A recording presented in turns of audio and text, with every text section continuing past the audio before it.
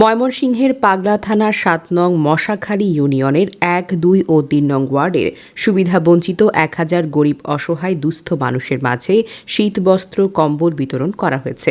শনিবার সকাল ১১ ঘটিকায় কম্বল বিতরণ অনুষ্ঠানে পাগলা থানা জাতীয়তাবাদী মৎস্যজীবী দলের আহ্বায়ক আহমেদ লতিফ সরকার এর সভাপতিত্বে ময়মনসিংহ দক্ষিণ জেলা বিএনপির সদস্য মোহাম্মদ সরোয়ার আলমের সঞ্চালনায় প্রধান অতিথি হিসেবে উপস্থিত ছিলেন পাগলা থানা বিএনপির সাবেক যুগ্ম আহ্বায়ক মোহাম্মদ মনিরুল ইসলাম।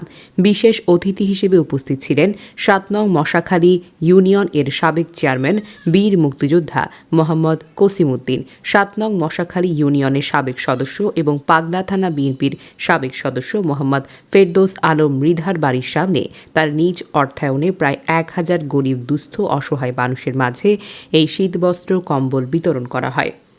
ফেরদৌস আলম তার বক্তব্যে যা বললেন, এই ক্ষুদ্র উপহার, এটা কোনো রিলিফ নেই, আপনাদের জন্য ক্ষুদ্র উপহার আমার তরফ থেকে এই শীতে ক্ষুদ্র কম্বল।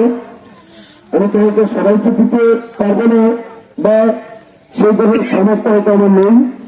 আমার তরফ থেকে যতটুকু কিঞ্চিত পরিমাণ উপহার আপনাদের মনে রেখেছে, আমি আপনাদের ভাই আর কারো ভাতিজা, কারো সন্তান, আপনারা অনেকে আমাকে, আমি যখন বিয়ে করে নাই ছোট ছিলাম তখন আমার মেম্বার বানিয়েছিলেন, আমি তো আপনাদের কাছে আগেই দিব, আপনাদের কাছে আমি দিদি ঋণ পরিশোধ করার মতো ক্ষমতা আমার নেই।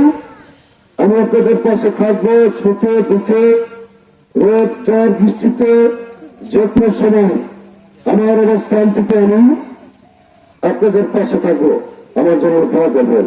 কম্বল বিতরণ অনুষ্ঠানে ৭ নং মশাখালী ইউনিয়ন বিএনপি নেতা মমিন উদ্দিন, মুকুল মিলিটারি, আহমেদ রৌফ সহ স্থানীয় গণ্যমান্য ব্যক্তিবর্গ প্রমুখ উপস্থিত ছিলেন।